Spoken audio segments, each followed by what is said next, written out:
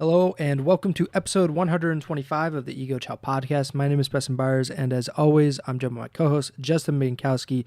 And on today's episode, we have a very notable free agent in the Call of Duty League, and we're going to go through our ballots for CDL MVP, Rookie of the Year, and All Stars. Bink is actually voting this year as he did last year, so we're going to go through it on this podcast. Try to hash out maybe some of the disagreements that we have and try to get some clarity on who should be on the All-Star ballot. And maybe we'll talk about some champ stuff briefly at the end of the show as well. But before we do any of that, how you doing, Bink?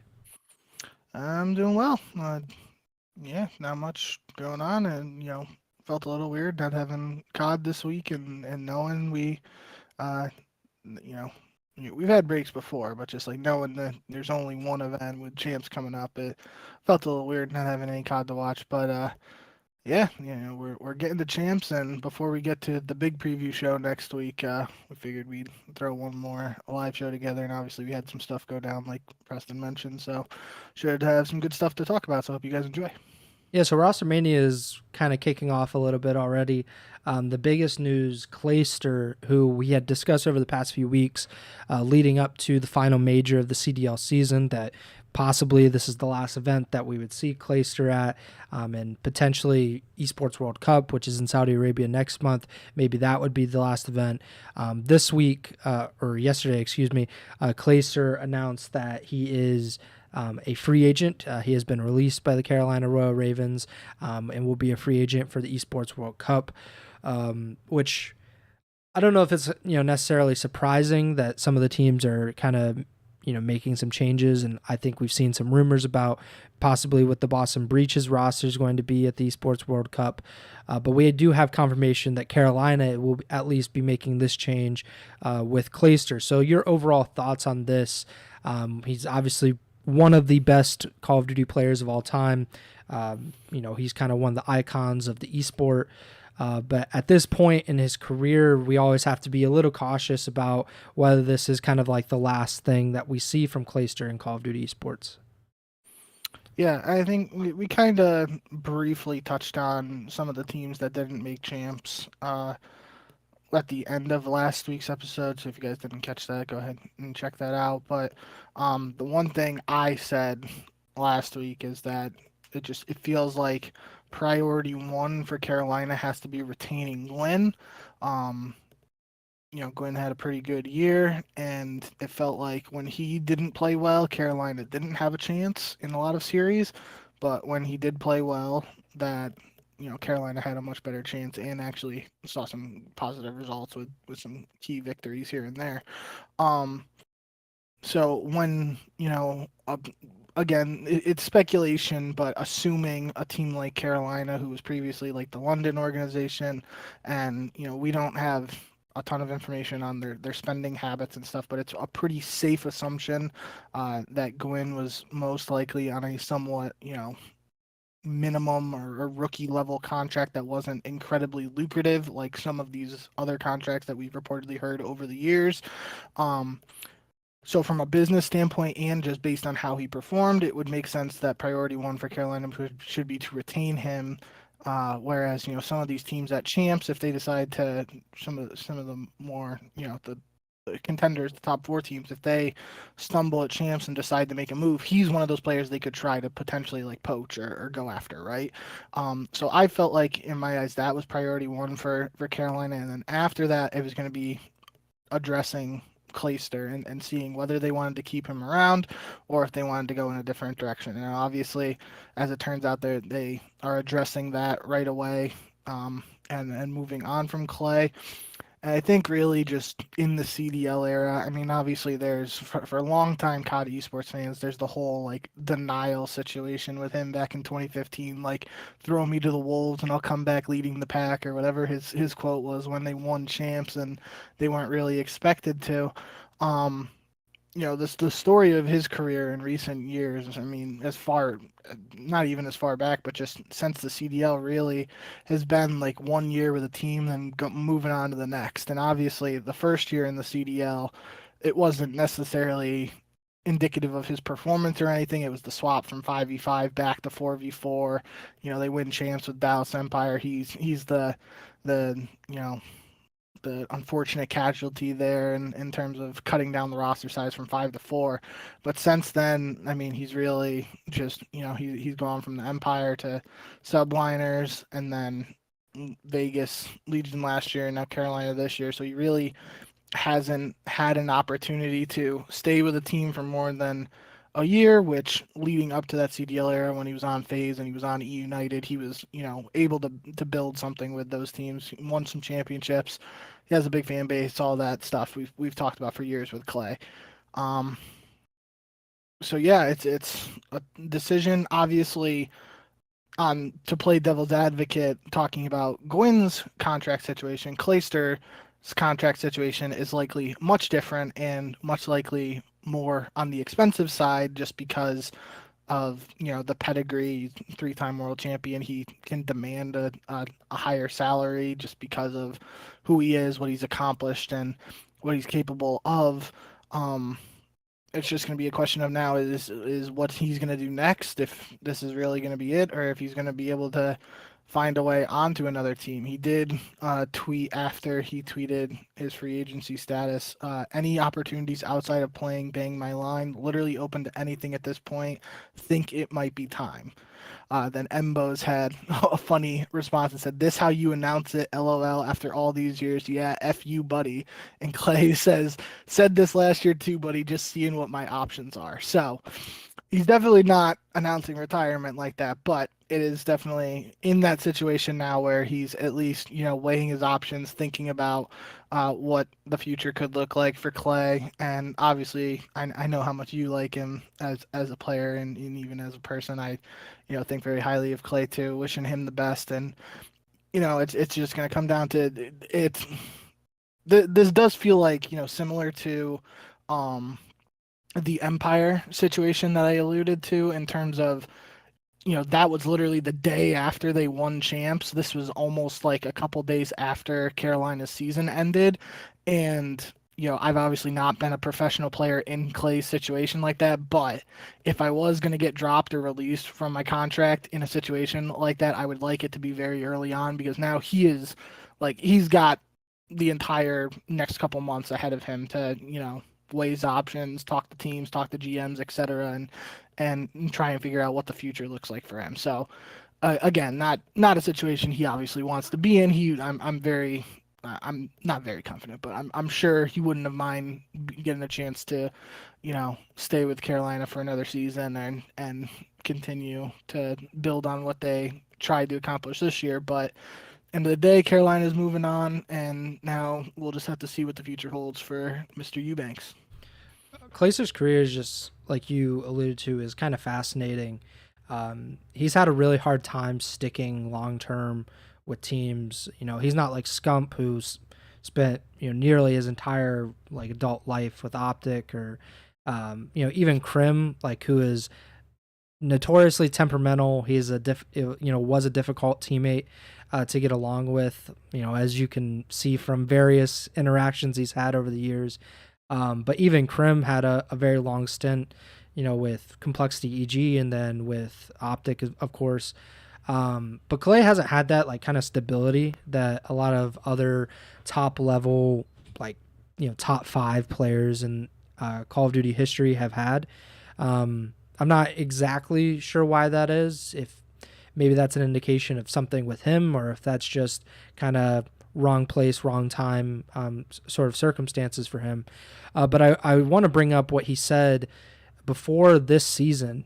So when he signed with Carolina, I believe it was when he signed with Carolina, maybe this was a little bit before he ended up with the Royal Ravens, but he said that this might be his last season, especially if he couldn't stick with the team and he had to find a new team in the offseason. So, and obviously he's in that situation again. Like you mentioned, he's been going team to team pretty much every single year for the last several years.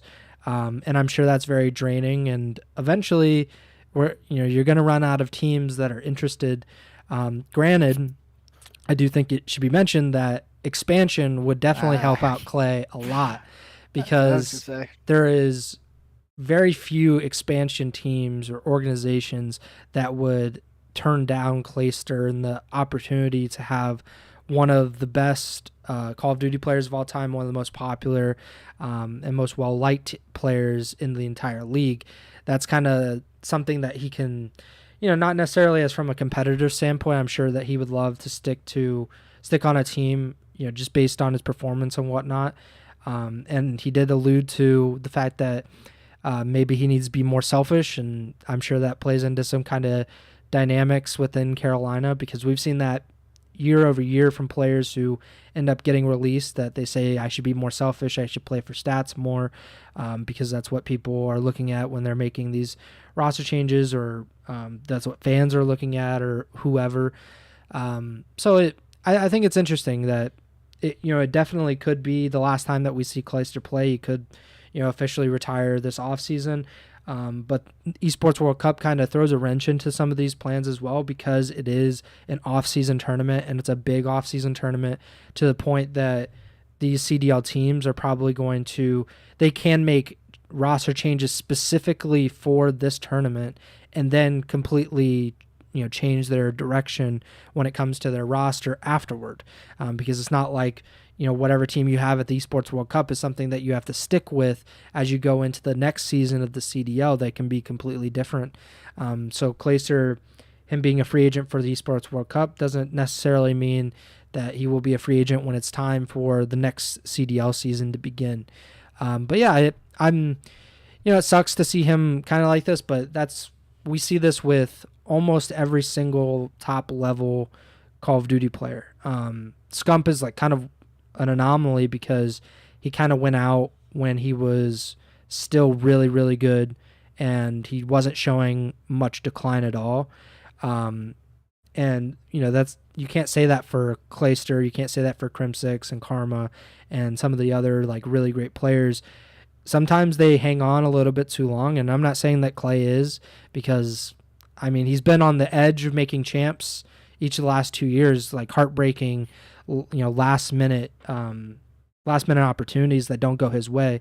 But it's obviously pretty frustrating from, I'm sure, his standpoint. So it's I'm very interested to see what he's going to do this offseason, either way, what he does.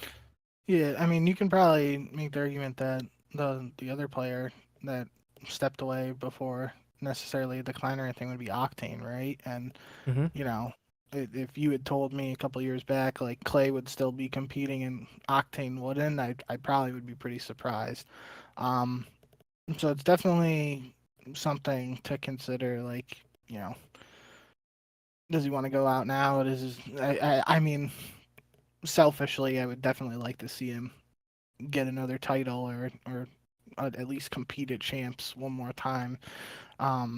But yeah, there's a ton of outside factors and everything like that too. But definitely agree with what you said about expansion. If we don't know after the mid-season announcement this year what's going to happen with the league, if we're going to even get expansion. But putting on a pretend GM hat here, if I was a GM for an imaginary expansion team coming into the league, and similar to the Boston situation a couple years back, where all these other teams have signed players, and you're coming into a situation where you got to make a decision based on the players available. Spending a little bit more hypothetical money on Clay, surrounding him with 3 rookies on potentially cheaper scholarships, does not sound like a terrible strategy to me. But that's all speculation. End of the day, we're gonna have to actually see expansion before we can even talk about that. Yeah, and they're going to have to be, obviously champs is going to have to come and go before teams really start to make these big decisions. Like a team like Optic, obviously I don't think Clayster is in the running for an Optic spot, but Optic's roster, they're kind of combustible, because if they get top 8 necessarily at champs, then that team is very likely going to have to break up, or not have to, but I think they are likely to make a change or 2 changes or whatnot, where that kind of has a domino effect, where Optic makes a change. So does FaZe decide to make a change, or does Toronto make a change? and they have to retain their players, and then that leaves open spots for a player like Clayster to figure out where his next destination is. But I definitely agree with you. It would be fun to see Clay back at Champs, and it would be fun to see him kind of mentor, 2 or 3 young guys again, because he has shown success multiple times in doing so. But we'll have to see. We'll have to wait on that, and maybe we'll get that sometime during this off season. But yeah, that's what is going on for at least the free agency stuff. I didn't really see anything other, rumors and whatnot, but I'm not sure if you had anything that you wanted to mention. Yeah, just real quick, I forgot to put it in here just until you mentioned it, but there was CDL Scrim Intel on Twitter reporting on July 5th that Boston Breach's potential roster for the Esports World Cup was going to be Cammy, Arcity, Purge, and Snoopy. Another topic that we briefly hit on at the end of last episode was Boston heading into 2025. Would they just decide to completely blow it up, or hold on to Snoopy and build around him, or hold on to Snoopy, put him in challengers, and make a new roster? They have a bunch of directions they can go in. I know Purge, I believe, tweeted like an emoji or something that to suggest this wasn't necessarily true. So some speculation around that, but potentially we will potentially get a new Boston Breach roster at the Esports World Cup. At the same time, CDL Scrim Intel also tweeted that Linz and Gunless are potentially a team of 2 for the rocker for the Esports World Cup. So nothing officially announced. Obviously, Clayster's free agency was officially announced by him and Carolina. Not the case with these other 2 teams for Boston and Minnesota, but something to keep an eye on, and potentially something for us to talk more about as we learn more over the coming weeks and whatnot. Yeah, I mean the Boston team is going to be they're going to get something from the community on that, just simply because Snoopy is a part of it, allegedly or whatever. I also think it's interesting that Cammy has found his way. If this is an accurate roster, he's had obviously a really rough go the last 2 or so seasons, and I'm interested to see if he's been able to kind of bounce back, or if he is able to bounce back with a team like Boston. But I mean, they're the eyes are definitely going to be on them regardless, but especially if Snoopy is on that team, then everybody's going to be looking at them, making sure that they made the wrong decision or whatnot. I also did see the thing that you linked in the notes about accuracy. He was seen in the Optic team chat and potentially being a coach for Optic during or in the lead up to Champs, which it seems like a sin on accuracy's part to be helping out a team that he has broken the hearts of on multiple occasions. But Maybe it's his redemption arc in the eyes of the Green Wall. Maybe. But accuracy is obviously a very good search and destroy player. One of the more clutch players that I've seen, at least. And he's been around COD for so long and been playing at a really high level and in the CDL for numerous years. So I'm sure having that kind of point of view from like an opponent's point of view, from a person who has played against this specific Optic team this year, that probably does have some benefit. What do you think of it? I mean, look, even if accuracy wasn't like considered the Iceman or a really clutch search player or anything like that, like this team has lost, I think, what we said, 12 S&Ds in a row heading into Champs now, something ridiculous like that. Like, it really can't hurt to get anyone's opinion on what they can do potentially in search. Now, obviously, it's unofficial if accuracy is even helping or anything, and it would just be speculation if he's helping them in search. We could help them in multiple modes, or just be an extra set of eyes on things there. But regardless of the situation, we don't know much. But if this is true, that accuracy is helping them, I think it is a good sign for Optic that they are being proactive and trying to, it would be very easy for a lot of teams, not necessarily Optic, just due to their fandom and popularity.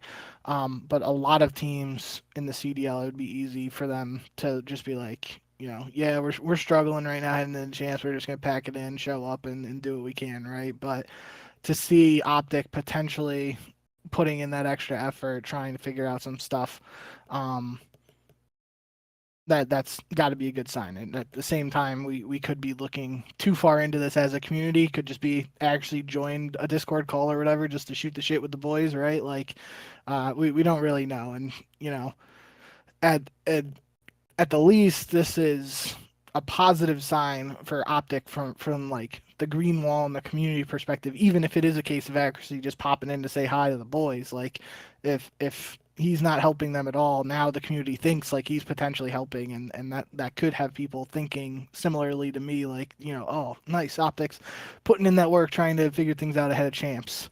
Um, so yeah, I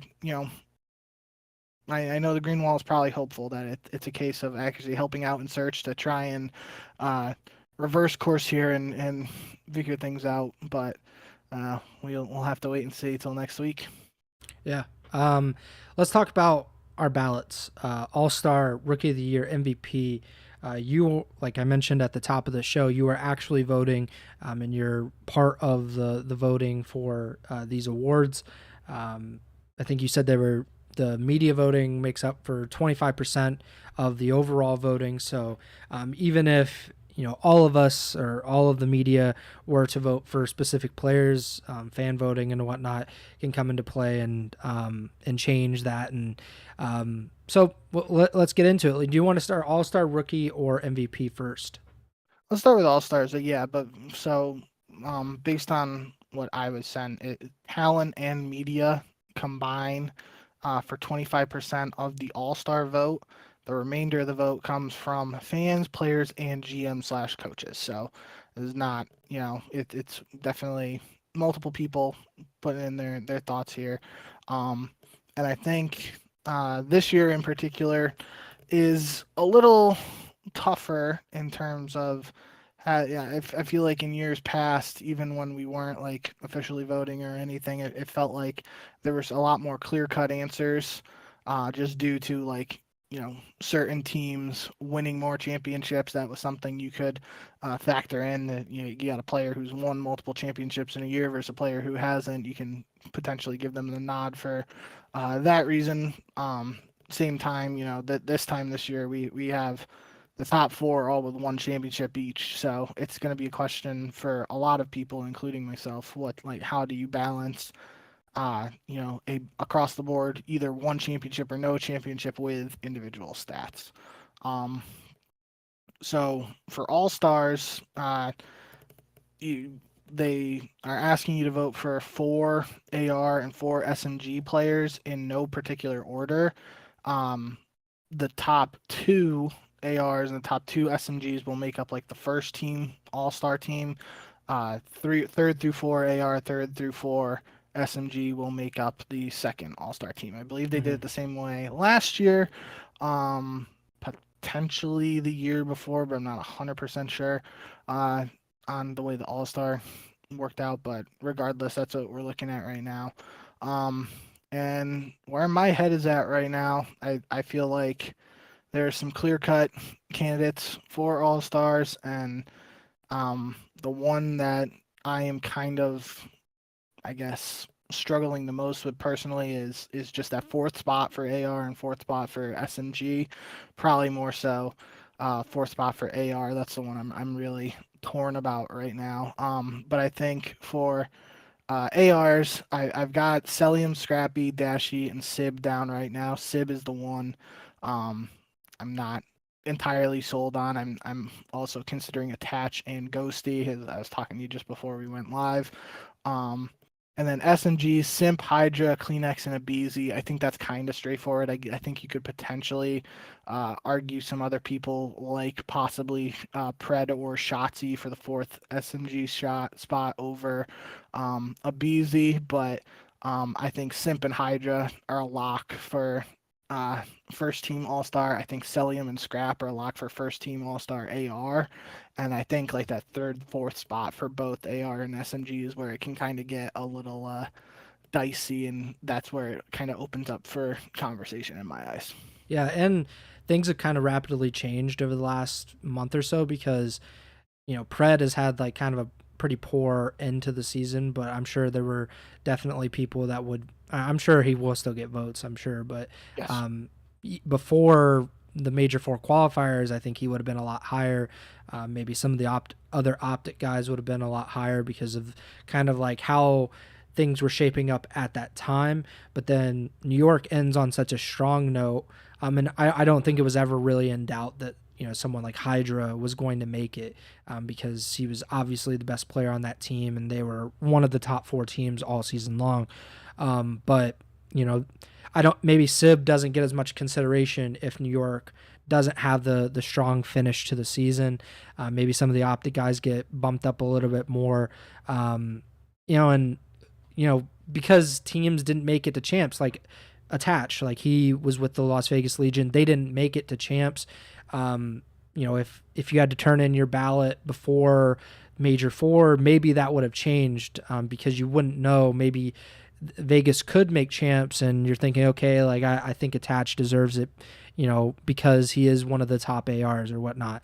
But yeah, I think it's a really interesting conversation about whether the standings matter, or how much they matter in the end. Yeah. That's something, in traditional sports, specifically with something like Rookie of the Year, a lot of people don't take into consideration how good your team is, because that's not something that you can control a lot of times, or you have a lot less control of. Victor Wembanyama, I think I mentioned this on last episode or maybe 2 episodes ago, but he was so good despite the Spurs being so bad, and people were like, yeah, it's still a no-brainer. Like, even with Chet Holmgren being very good and the Thunder being very good, it didn't mean anything, and people still voted for Wembanyama, and rightfully so.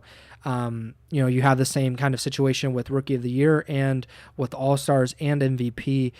Where do you go in regards to that? I think Ghosty is a really interesting conversation because of that, because he was by far the best player on the Los Angeles Thieves this year.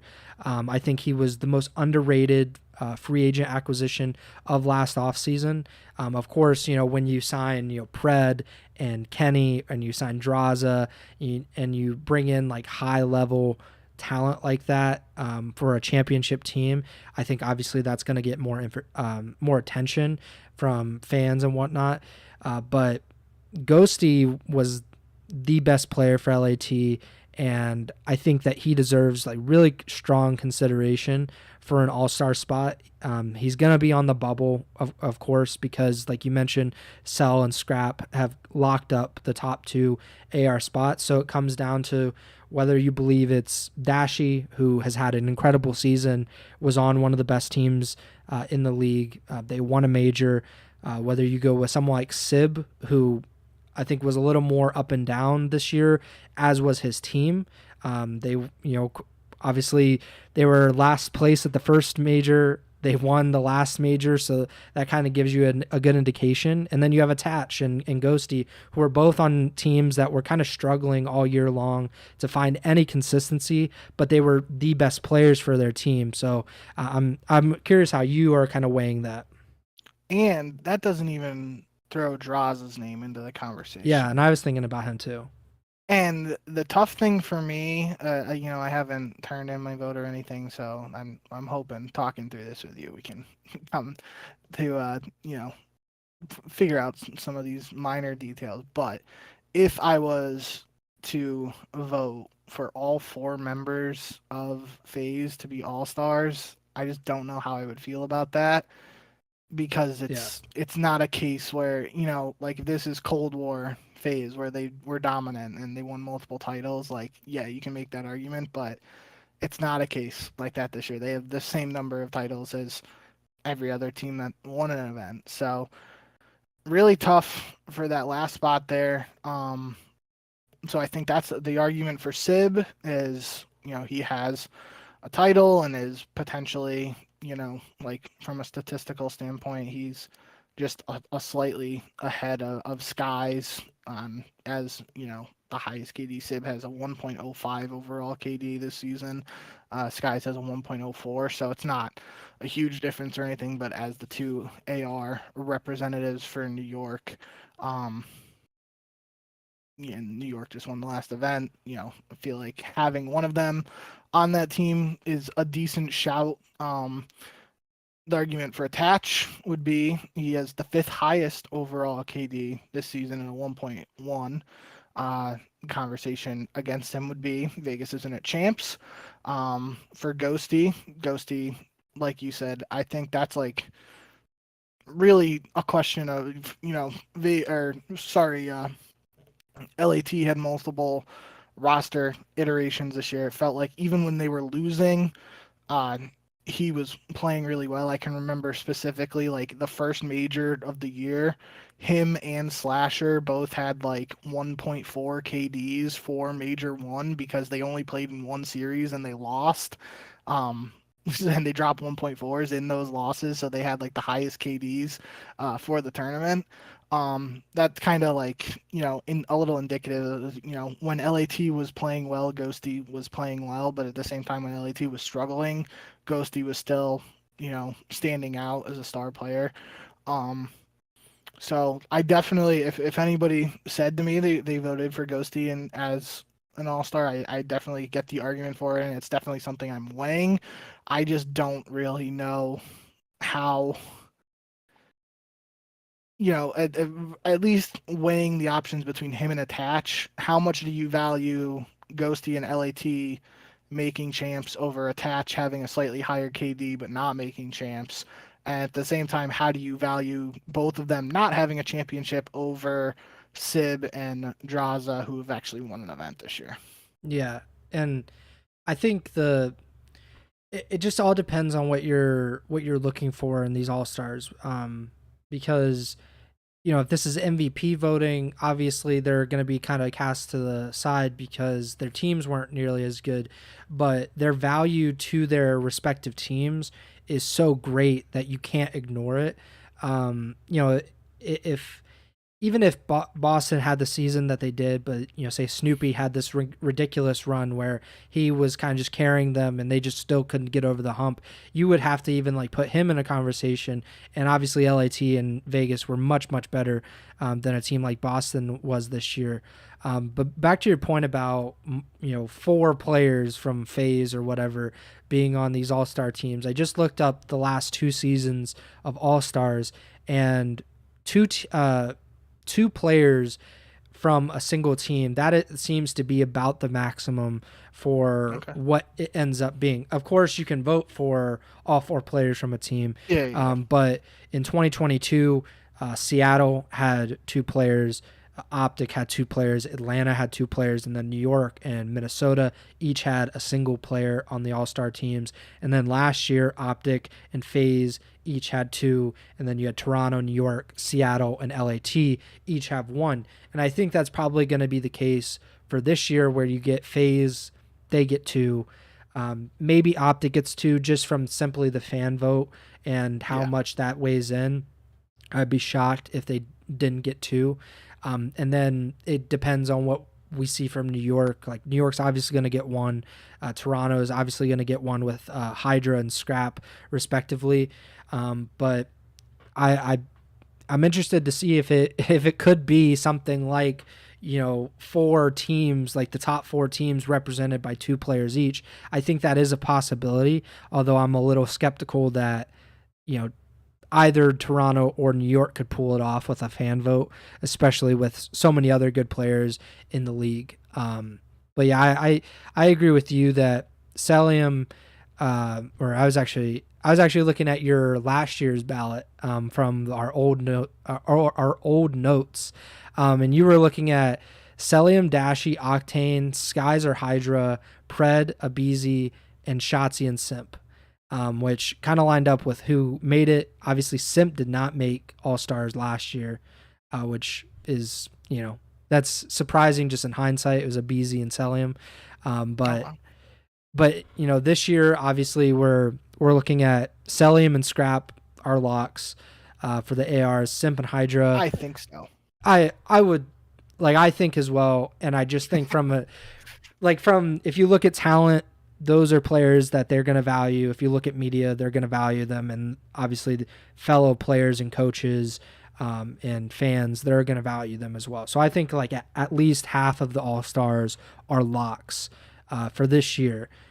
And I would say that Dashi and or Shotzi, one of them, just simply from a van vote perspective, that they are the two most popular optic guys. One of them is guaranteed a spot. So that locks up. I think it's probably Dashi this year, because I don't think the sentiment is as strong against Dashi this season as it has been in past seasons. Good for him. And then I think FaZe is there's a chance that FaZe gets another one. Abizi is a super popular player. He was a first team All-Star last year. It's very difficult to discern the value of certain FaZe players because they fit so well together. I don't see Toronto necessarily getting another player, although I definitely think that there's a really good argument for a player like Kleenex. And obviously you love Kleenex, and he's literally one of the best players in the league. But I'm not entirely sure where we go from there. So the one thing I will throw out too, just for everyone's reminder, the MVPs for the individual tournaments this year, Kleenex was the MVP at Major 1, Simp was the MVP at Major 2, Shotzi was the MVP at Major 3, and obviously Hydra was the Major 4 MVP.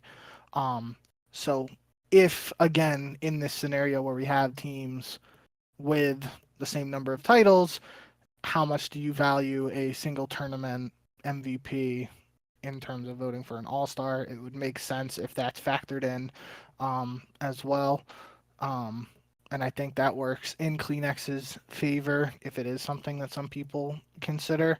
And I also think it's something that could help Shotzi despite optic struggles. Again, kind of like you said, I think fan vote should help Shotzi, Dashi, and potentially Pred get in there, at least one of them, if not two. But yeah, I do think individual MVPs for the tournaments this year should be factored in. It's just a question of how much individual voters consider that. Yeah, I think if it were entirely up to me, I think FaZe would get 2, Toronto would get 2, and then Optic and New York would each get 1 All-Star each. And that's more so just Toronto and Atlanta were the more consistent teams. And, like you said, Kleenex was MVP of the first major, and they were incredible at the first major, the Ultra.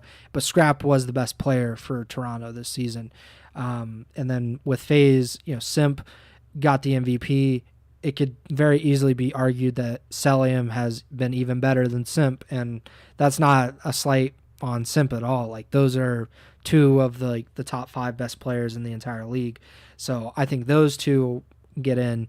And then Optic has been inconsistent. Obviously, recently they were very strong for most of the season, but it can't be ignored what's happened over the past month and a half.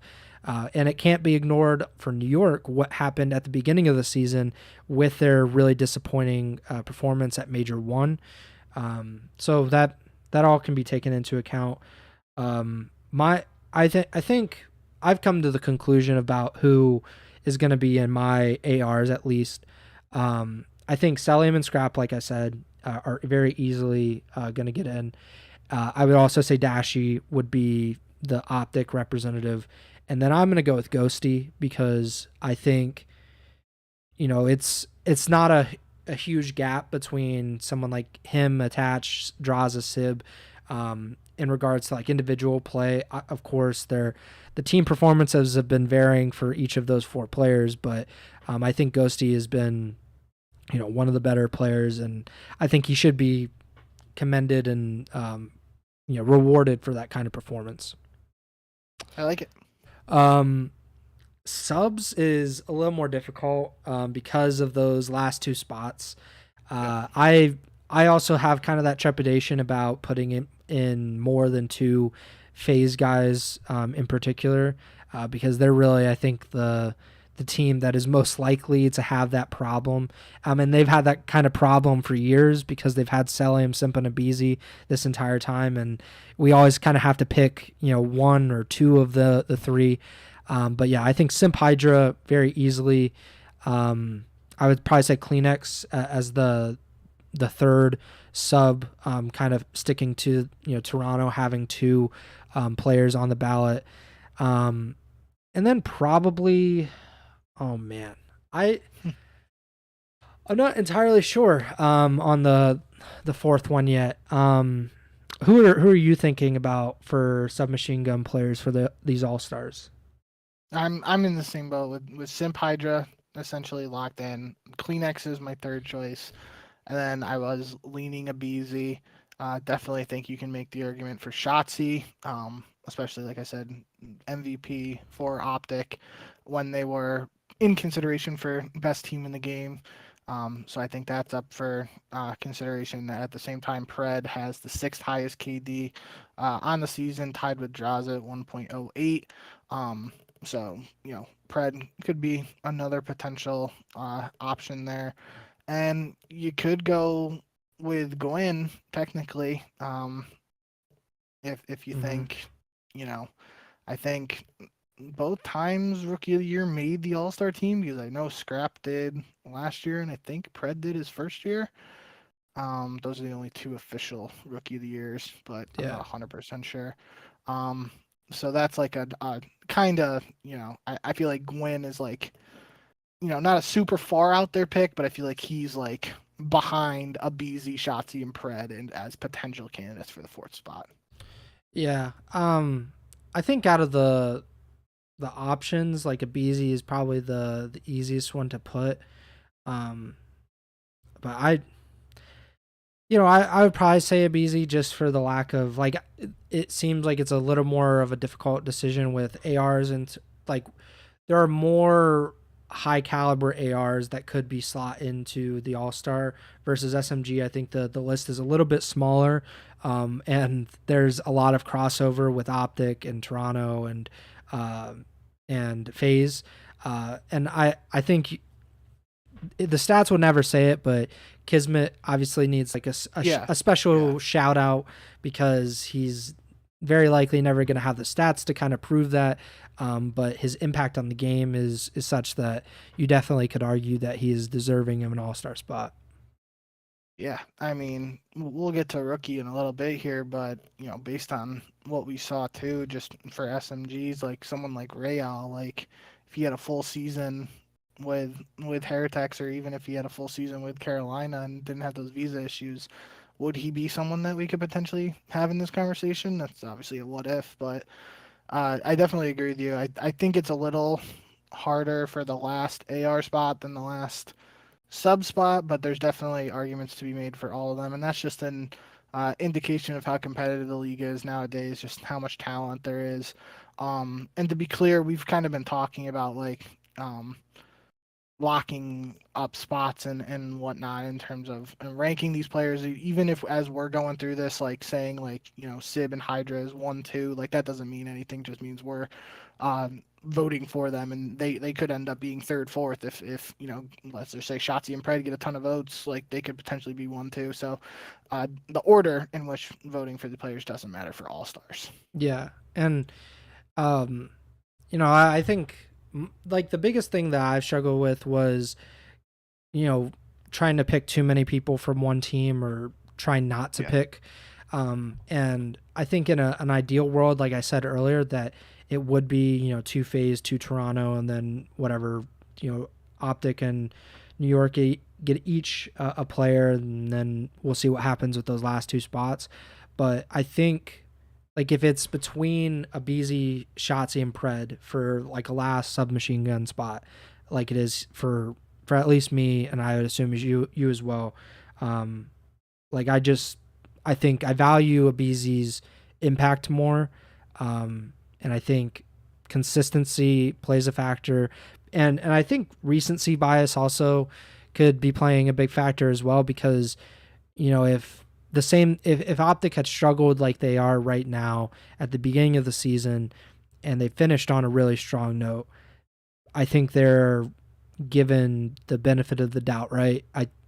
We might be, or I might be singing a different tune about Optic if they were so strong at the moment, but they're not, and I don't know how to kind of ignore that necessarily, because they're struggling so much, and it's not like there's two or three players that are like, man, they're still really really performing really well, but like they're losing to really bad teams, and I don't think I can ignore that, at least when it comes to all-star voting, when it's the best of the best. You're kind of comparing Shotzi and Pred to a player like a Beezy, who is an MVP caliber player, almost every single year. So I think that's where I'm struggling. And I do think, end of the day, this conversation might not even matter in the long run. That I very easily could see Yeah. Pred and or Shotzi both making the All-Star team, just again due to the Optic effect and the fandom and popularity of Optic. So, definitely not a knock on those guys to No. put a BZ on there. In my eyes, it's not the way I'm looking at it. Very similar to Ghosty, like you said. Like I am fully on board with, giving him a shout with an All-Star vote. I can see the argument for having him on there, see the argument for not having him on there. And same with these Optic guys, but especially I think Shotzi's a little more likely to be an All-Star than Pred. Again, got that MVP, 4 Major 3, had a really strong performance there when arguably, well, I don't even think it's arguably, when Optic was playing its best COD of the year. So if you're the MVP for potentially the best team at any period of the year, that's got to be at least All-Star worthy to some degree. Yeah, definitely. And like you said, I would be shocked if Optic didn't get 2. So Shotzi, Yeah. And or Pred getting in. I think Dashy will get in, and Yes. if I had to guess, Shotzi will be the other Optic guy. But on my ballot, my imaginary ballot, because I do not actually have a ballot, I would go with a Beezy. But again, like you said, it's not a slight. This is a very talented league, the most talented league, at least in my opinion, that we've ever had, at least in top level talent, because we've listed off a dozen players or so that have very legitimate claims to being some of the best ARs or best SMG players in the entire world. It's just a very difficult conversation to put one above the other in a lot of those scenarios. So my proverbial, or my hypothetical ballot: ARs, Celium, Scrappy, Dashy, and Ghosty; SMGs, Simp, Hydra, Kleenex, and a Beezy. Who are you going with? Obviously, you don't need to, put this in. Like, you can change your mind after this for your official ballot. But who do you think you are going with at the moment? Yeah, I think I'll update everybody once I actually turn it in, but definitely Celium and Scrap for ARs. I think SMGs, I'm pretty content with Simp, Hydra, Kleenex, and a BZ. The more I'm looking at these stats, obviously shout out Breaking Point too. I think you could make the argument for not including Dashy. Just he's got a 1.06, which is the 10th highest KD, but that's Draza is higher, Attach is technically higher there too. And then Geo and Sib are right below him too. Geo's technically tied with Dashy, and then Sib and Ghosty are right there behind him in 13th, 14th. So I'm not even, I'm kind of second guessing Dashy as well, but I just think he's so talented. Obviously, the popularity factors in for other voters. I'm trying not to think of it from that aspect, but I do think inevitably an two Optic players, like you said, should make it. So I think I'll still keep Dashy in there. So I really want to do Ghosty for the last spot. I think right now though I am kind of leaning Draza.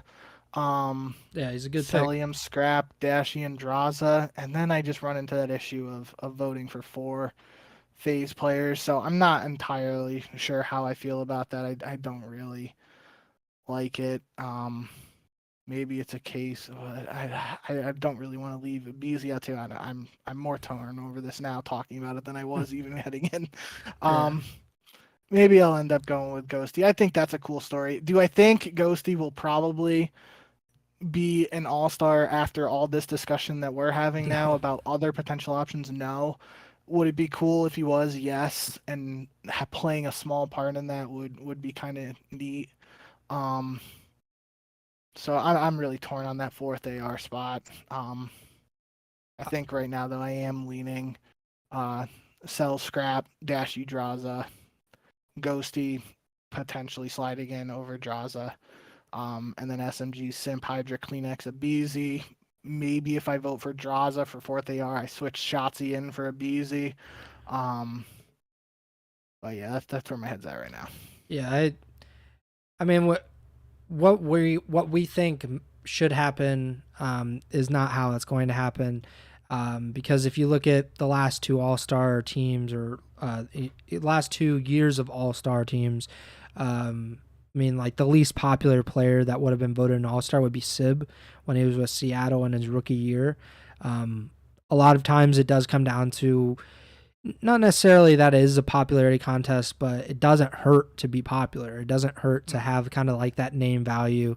Like even Attach, who was on Minnesota, who was not necessarily like a big name team, or one of like the premier teams of that year. Like they like Attach is a very well known player. He's a very popular player, and that helps him a lot in regards to that. I simply just don't think that you know Ghosty's going to get voted in, but that's Yeah. that's what I think should happen. But like you said, it's probably not going to happen. But yeah, the really difficult conversation in regards to the All Star teams. And I think that's the easiest out of the three. And then let's move on to Rookie of the Year because This one. this was something that we had kind of mentioned offhand throughout the season. There are several candidates for Rookie of the Year. So there's 04, there's Abuza. I think the biggest candidates I would in my mind, Gwen is definitely a very real candidate, despite how poorly Carolina played at times. But he was a very, very good player for the entire year. Abuza, I think I mentioned on maybe the last episode or 2 episodes ago, when they changed his role to something that he was more comfortable with. Obviously, he was kind of playing off role for a good portion of this season after signing with the Seattle Surge. He moves back to a position that he's more comfortable with, and Seattle had a little bit more success. He had more success personally after that, and I think he has a very good argument for that. A player like Linz had flashes of some really good stuff throughout the season with the Minnesota Rocker. Estriel, who I forget the player, I think it was Flames maybe that said it. He said that Estriel should be Rookie of the Year. Obviously, that caught the attention of Abuza, and I'm sure it's caught the attention of some of the other really legitimate Rookie of the Year candidates. And then there's a player like Real, who we mentioned pretty recently how Miami looks a lot better with him in the lineup. Carolina obviously did not get a ton of time with him, and he did not get a ton of time with Carolina. And that gap where he was still figuring out his visa situation between his Carolina and Miami stints, I think that's really going to hurt him. The fact that he wasn't on a team the entire year and he has a smaller resume than a player like Gwyn or Abuza or some of these other players who have had an entire season to kind of prove themselves. So what's your thinking in regards to Rookie of the Year at the moment? Might go on a bit of a tangent here. I'm going to try to keep this as well organized as I can because it can go in multiple directions. But the way I thought about this was that, again, similar to talking about All-Stars and MVPs, none of the rookies this year have won any titles. So right away, we don't have to worry about that. Then the next thing we have to consider is that rookie's team at champs versus did they not make champs? You have to balance, figure out how much you want to take that into account with their individual stats. The third component, especially for some of these rookies, is how much do you value them playing only a part of the season versus a rookie who's played the full season. In my eyes, I really, I think I said it last episode. I wasn't entirely sold on who I was going to vote for because, yeah, last episode we mentioned the tweet from Flames about Estriel and stuff. Then I looked into the stats, and Gwyn has the ninth highest KD on the season at a 1.07. Obviously, these stats we're getting from Breaking Point. Shout out Breaking Point for all they do for stats and everything for his CDL. Um, Gwyn has a 1.07, the highest of a rookie, ninth highest in the entire league overall KD. Abuza has a 0.99 KD, and Estriel has a 0.97 KD. So those felt like the three main people that a lot of people were talking about. And I know Estriel and Abuza are at champs, but then you have to look at a KD slightly below one that made champs versus the ninth highest KD in the league that didn't make champs. And I am giving the nod to Gwyn. I feel like after looking at the numbers, I feel like he's the clear-cut choice right now. So the voting for rookie of the year, the order does matter. You vote 1 through 5, one being your rookie of the year, and then 2, 3 according after that. Notably, though, they did not have Snoopy as an option on the ballot. Don't know if that was an omission or maybe it's because of It was a him playing punishment. at the end of last year.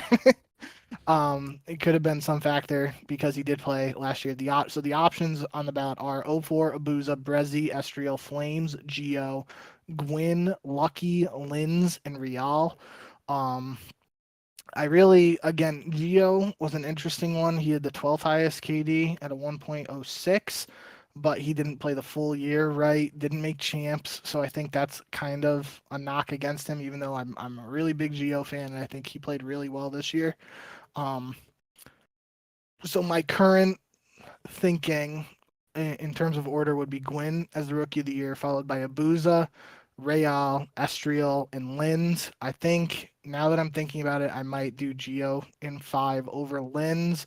But again, that's kind of a factor of Linz playing the full season and Geo not. Now that I am thinking about it, though, I think I am gonna lean Geo as 5.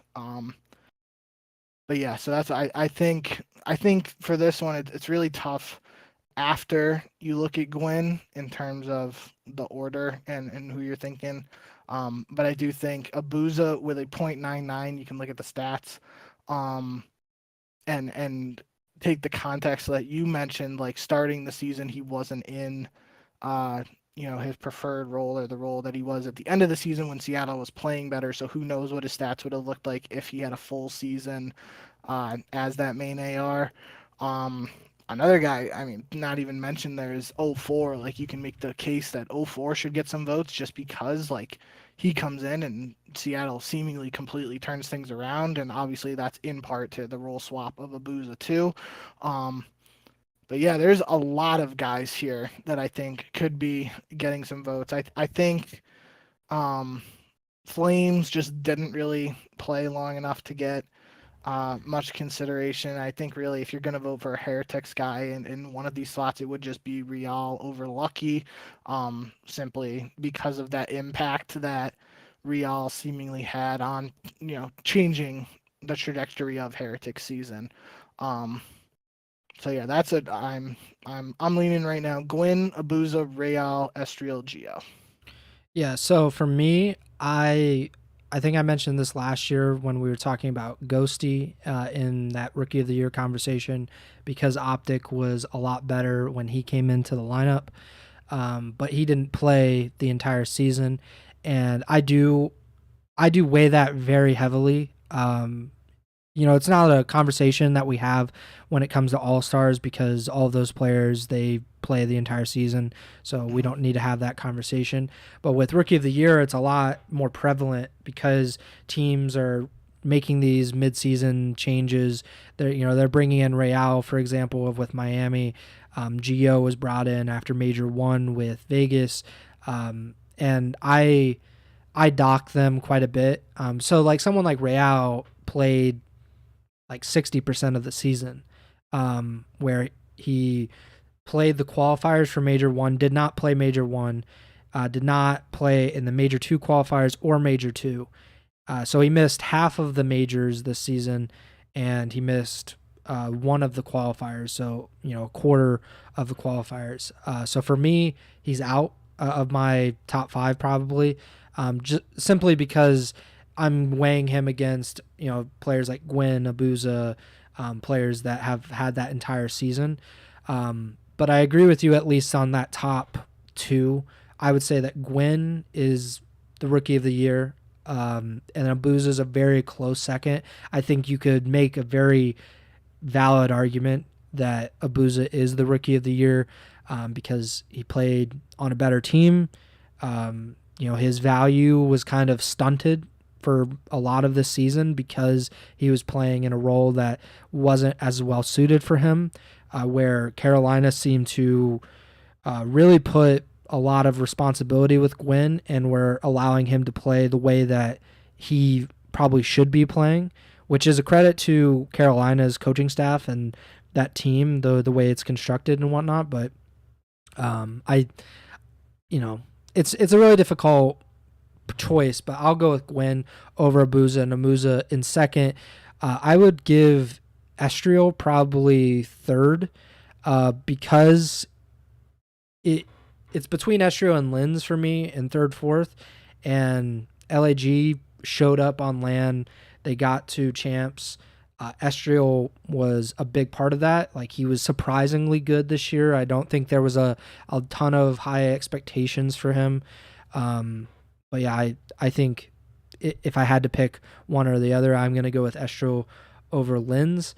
And then probably to round out the top five, I would take one of the, either Gio or Real, one of the players that played, part of the season.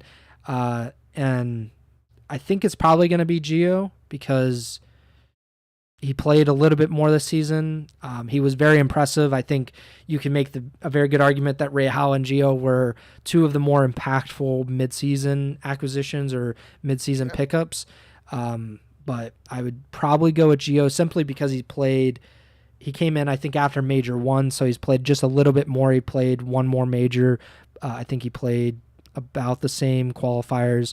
And Vegas, I don't know how much of their woes can necessarily be pointed at Gio versus some of the other roster changes that they made that did not really suit them. But that's another conversation. But I think Gio or Real for that fifth spot. I would lean Gio in this case. And 04, I think he didn't play enough. Brezzi, I don't think you can argue that. If you're going to pick one of the other Seattle guys, I think it would probably be 04, just simply because they played a lot better like once he came into the roster. Flames, same what you said. I don't think he could probably be in there. Lucky, no.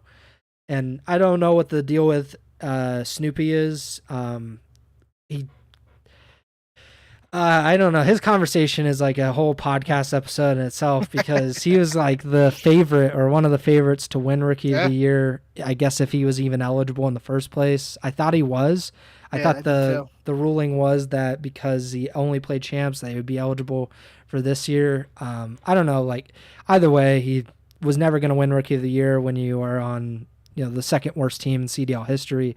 But I think it's weird that we didn't get more clarity throughout the season on that. But yeah, I think Gwyn, Abuza, Estriel, Linz, and Gio, probably the top five. But I would go. I think we're pretty solid in Gwyn, which we were probably leaning toward most of the season simply because week in and week out he was very, very good.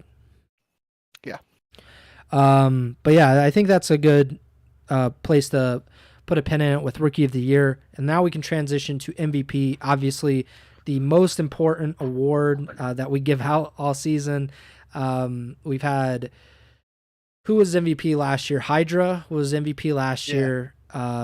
Celium the year before? Or who was, I think it was Celium because it wasn't Celium and then Simp was a year before that or something like that.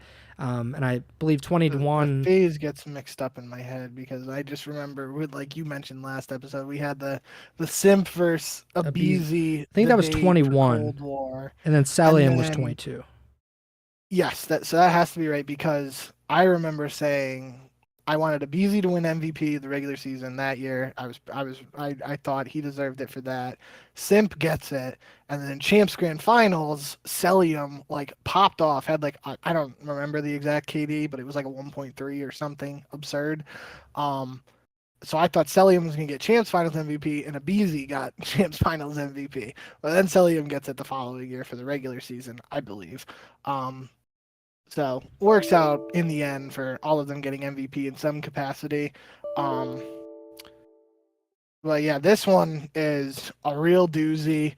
And I think Breaking Point put up a tweet. I'm going to put it in the doc just for you now, just because I forgot to put it in here earlier. But it was like of stats for Jordan, LeBron, and Steph when they won MVP, and it's just all of their ridiculous numbers for those individual seasons, and that's kind of the situation we're in for this voting, at least in my eyes. Um, because I think it's a very clear-cut top three in terms of Simp, Scrap, and Hydra. That's not even counting Celium though, so it's weird way of categorizing it.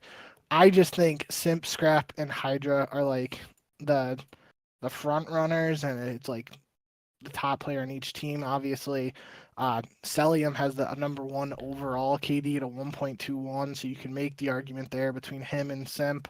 Um, but it's real. Like you look at the numbers, Celium's number one, Scrap is number two at KD 1.17, Simp is number three at a 1.14, and Hydra's tied at 1.142. Um, I just, I obviously I've praised Celium for a long time on the show, especially in times where, a lot of the community did not like Celium, whole snaking thing and all that stuff, and people like to say what they want about him, like that reflecting on who he is and as a player and whatnot. I still think very highly of Celium, and I can definitely see you make the argument for him for MVP, but I feel like when the stats are so close for some of these guys, it feels like for me, like Simp was just that guy for FaZe on a lot of occasions. When FaZe was playing really well, it felt like, Simp was the pop off guy. And I don't know. That's my head this year, and possibly, we were just talking about how when Simp did win MVP before, you were the one campaigning for Simp, and I was on a BZ side. Now it feels like roles reversed here, and I'm leaning towards Simp. But right now, I am leaning Simp number one, Scrap two, Hydra three, Cell four. It feels weird having Cell 4 looking at the KDs and the stats directly, but I think that's also similar to like the All Star talk. I can't like just the way Simp, Scrap, and Hydra have played this year. I can't have two FaZe guys as like 1-2 and MVP, or I feel like I can't have two of them without Scrap or Hydra, like separating them in some Mm-hmm. capacity. Um, so yeah, that's where I'm leaning right now. I could definitely see the argument for all four of those guys though, um, as being MVP. And then my fifth for now is Kleenex. That's kind of just like I put him there. Again, he was a major one MVP. I think that's worth mentioning. He's definitely had some really good games, and I think very highly of him as a player. I think it's also worth factoring into for MVP that um, we talked about it last episode where FaZe had the best placings this year of any team when we're looking at all the teams having only one title. FaZe has the championship, 2 seconds and a third. Toronto has the championship, a second and 2/4. And then Optic and New York have those last place finishes. So I feel like if you're picking for somebody else, um, and looking at the consistency of the placings, it feels right to me that if you're going to have another player like on the same team get a shot at MVP voting, that it would be someone from Toronto. Um, the other factor in this vote is I don't have an Optic player voting, so I could see somebody from Optic sneaking in as one of those like fourth or fifth options for MVP, maybe not fourth. But I really feel like the top four candidates for MVP are Simp, Scrap, Hydra, and Celium. That's the order I have right now, but I could definitely be swayed and we go through these numbers and talk it out. It's kind of scary how strong all four of them have played this year, what the numbers suggest, and I really think you can make solid arguments for all those guys. So Celium is top KD, Scrap is second, Simp, Hydra third and fourth. BP rating, which is breaking points, specific rating. Simp is first, Celium second. Then you have Draza and Abizi. So FaZe are all top four. And then Scrap and Hydra, Pred, Shotzi, Dashy, Kleenex, Insight, Kenny. So, pretty interesting to look at. Obviously, you don't need to use specific stats to kind of back up your argument, but I think if you are to use stats like that, you have a really good argument, like you said, for any of these players. I mentioned, I think it was before Major 4, and obviously I wasn't predicting that New York would win, but I said Hydra was one of the best players, and he was proving that if New York was simply better, if they were, they at the time they did not really seem like a true championship contender at that time. But if they were for most of the season, I think he would get a lot more consideration for MVP. And I'm considering, putting him as the MVP in my hypothetical ballot.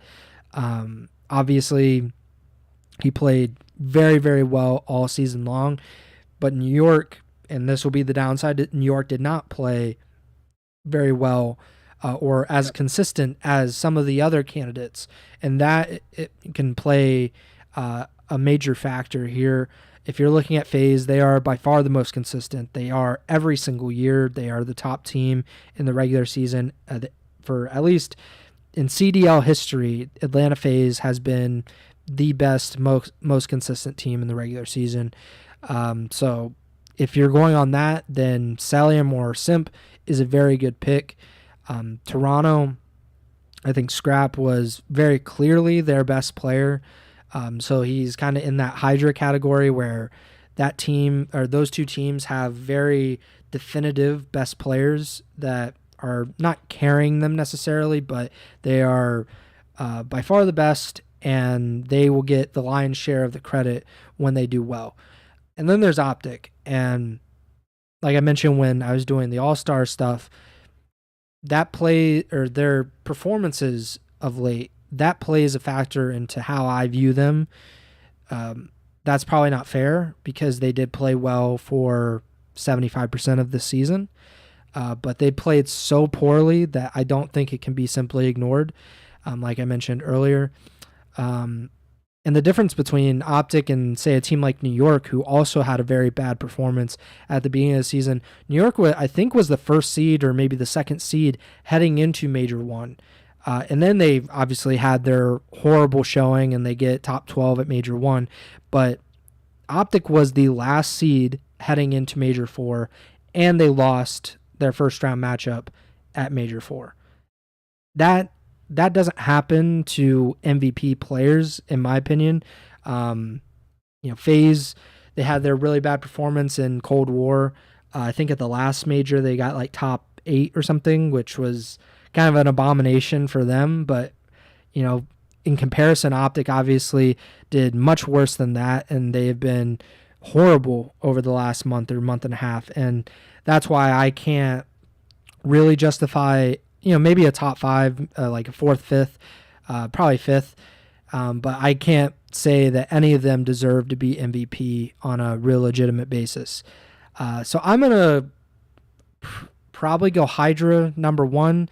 But man, if they announce tomorrow or whenever they're announcing it, I don't know when they will, but if they announced Simp or Celium or Scrap, they win MVP, I'd be like, that makes a ton of sense. I have no problem with that. I would probably go Hydra 1 by a very slim margin, probably the slimmest margin that when we've done this. Maybe Simp and Abizi, because that was a very weird argument that we were trying to put out. But I would say Hydra 1, maybe Simp 2, Celium 3, Scrap 4, and then probably, you put Kleenex at 5. I think that's a good probably be a good option. Maybe you put, if you want to put an optic player, you put Dashy or you put Shotzi. I'm not entirely sure. It's like that is a different conversation, and that's one we didn't really have to have in the All-Stars because Dashy and, obviously Shotzi and Pred are different roles, so we don't have to compare them directly, all three of them, but which of the three you wanted to put, if you had to put one of those in the MVP. But I don't know. I'll leave the fifth one open. I have no idea, to be honest. But yes, Hydra, Simp, Cell, Scrap, and then some person for fifth. I put Optic Guy down for you for fifth. Just like all four of those players formed into one would get my fifth spot. Yeah. I think I'm in, now that we've talked about it a little bit, I kind of am like in a spot where I'm not entirely sold on who to vote for. I still think I'm leaning Simp for MVP, but after like the fact that there is the debate around it makes it more clear to me that end of the day, regardless of who I vote for here, it could very likely just be one of those other guys, right? Like you said, like if I vote for Simp and I wake up tomorrow and it's Scrap or it's Celium or Hydra, I'm gonna be like, that totally makes sense. I can see the argument for those guys. So I don't think, there's much to this. Well, I think there's a lot to discuss in terms of, what everybody else sees and how they're also thinking about this MVP and weighing these guys against each other and their performances. How do you factor in the individual stats versus the placings and all that stuff that we've been talking about? Would love to hear other people's thoughts on that too. But yeah, I think we probably will never know the actual like voting unless they share it on the broadcast. But if they did like show a breakdown of the votes for MVP, I wouldn't be surprised if this was like the closest it's ever been in terms of like between first and second, or even like we've been saying, make the case for it being the closest 1 through 4. Yeah, and I mean, the reason is because there's no tiebreaker like usual. One more championship, and you're like, all right, exactly. We'll just give the edge. Like it's all kind of on an even playing field, and like the only thing with FaZe guys, and they're the only team that we usually have to even talk about with this, is how do you break apart their individual value, especially when two of them are MVP caliber people. So obviously Simp and Celium are they're going to be two of the top 5 MVP candidates most likely. Do you dock one of them or both of them and say, well, you play with another MVP caliber guy and Hydra doesn't and Scrap doesn't, or maybe he does if you want to consider Kleenex a guy, but like, you could say that, and I'm sure that could play a factor, but I think, like I said, you can make a great argument, a very valid argument for any one of pretty much the top 4 guys, and if people are mad, then they were always going to be mad regardless of what happened. For me, I'm very content with any of Hydra, Simp, Cell, or Scrap winning MVP. They're deserving. They were the 4 best players in my eyes this season. And if you wanted to throw a dark horse of not someone who would win, but I shouted out Kismet earlier. Players like Kismet deserve a lot of credit. Like he's a very valuable, if you just simply wanted to look at the value of a player, he's very valuable to a championship team. And we've seen that in the past before with players, a player like TP during Complexity, like he was never going to win like a season MVP if they had it, but it's very, he's a super valuable and necessary person to win championships. So he should be noted for that. I will say, Kismet got Champs MVP last year. I think for an event, it's more doable. For an entire season, I think the stats play such a much larger factor over an entire year. Yep. But yeah, I mean, congrats to everybody involved. If the All-Stars, Rookie of the Year, MVP, A great season for many of these. Well, all the players that we mentioned had pretty much great seasons. I'm sure great can change in their definition, considering getting to champs or not. Which for a lot of the rookies, obviously they did not make it to champs, and that's unfortunate. But it's been a great season, and we're almost done. So this is probably it is our second to last episode of the season, and then obviously we'll talk about stuff after the season is concluded. I think we'll probably hold off on any kind of champs preview talk until next episode, because we're about an hour 15, hour 20 into this episode.